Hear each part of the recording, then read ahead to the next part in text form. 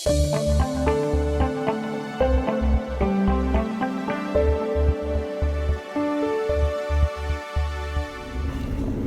everybody, welcome back to Holland Vols Adventures. Today I am headed back from the lake and thought I'd take just a couple minutes and do a quick review of my Santee 160 skiff. I have owned this boat for approximately, well, right at 2 years. It's a 16-foot flat bottom, kind of one of those square back canoe style skinny water boats. I purchased it from Big Frank's Outdoors over in Maryville, Tennessee. Big shout out to Frank, he's fantastic. His group over there is really great to deal with.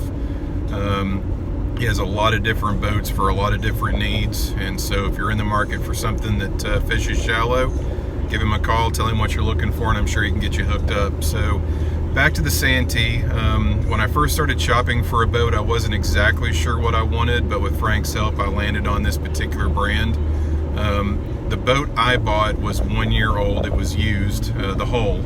I did buy a new Tohatsu 20 horsepower fuel injected tiller steer outboard. I also went with a Minn Kota 55 pound thrust riptide trolling motor, 12 volt battery, and also opted for some swivel seat mounts, and ultimately ended up buying a nice little chair or a little seat to use on it. Overall, I have been extremely happy with the boat. Every time I take it out, I get a smile on my face. I get compliments everywhere I go. I use it around East Tennessee on a lot of the smaller lakes and rivers. I also tow it down to Florida on a fairly regular basis. Our family has a place down there, so I do use it to fish inshore with for reds and specks and things like that. And I would say top to bottom, it's been a great boat. It's a great platform. It's a wider boat than some of the competition, like a Ginu or something similar. Very stable. I'm about 280 pounds and I can walk all over this thing. And you know, I don't ever feel tippy in it. I don't ever feel like it's gonna flop over. The ride on it for a flat bottom type boat, I would say, is average. You're not going to want to get out in some really nasty snot with it, but if you find yourself out in it, it will get you home. It's just not going to be super comfortable, and you're probably going to get a little wet. Just, you know, the bow design on this type of boat, it's not a design that's going to deflect spray, so if you crush through a wake, you're probably going to get a little wet. With the 20 horse outboard tiller steer, I can run it flat out with just me and my gear. It'll run a little over 27 miles an hour. It'll cruise really comfortably 20 to 22 miles an hour. If I've got my 12-year-old son with me, you know, shave a couple miles an hour off the top end, but it'll still cruise really decent. I can run it forever on a tank of gas. It sips fuel. The configuration I've got is the tiller steer with the low front deck, high rear deck, which I personally like. You know, I've got little boys, so if I want them up front fishing, I don't feel like they're going to walk off the deck into the water. You can do a high front deck option with this. You can also do a center console option, and I have seen some side consoles, although I don't know if those are as popular as the other models. When I bought this boat, I wanted something super simple to take care of, low maintenance, easy to put away. I mean, I can be ready to go, hooked up, and on my way down to the river in minutes. When I get home in the afternoon, it doesn't take a ton of time to put it away. I did go with a folding tongue, so I can fit it easily in a standard garage. You know, like I said, overall, top to bottom, I've been super happy with it. Can't say enough good about it. So if you're in the market for something like that, give Frank a call.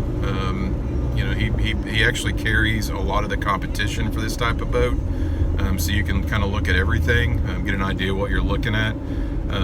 You know, bare hull on these boats is not that expensive. You're looking a little over $3 grand, I think, for the hull, and then you accessorize from there with the motor and all the equipment you want on the different hull options and things. I've not done a lot to it since I bought it. I did add some flush mount navigation lights in the bow, Like I said, I added the swivel seat so I can sit down and fish. I use a 45 quart cooler. It's kind of storage. I set it right in the middle of the boat and pack all my gear in it, and kind of use that from a storage perspective to keep things uncluttered, which has been pretty convenient.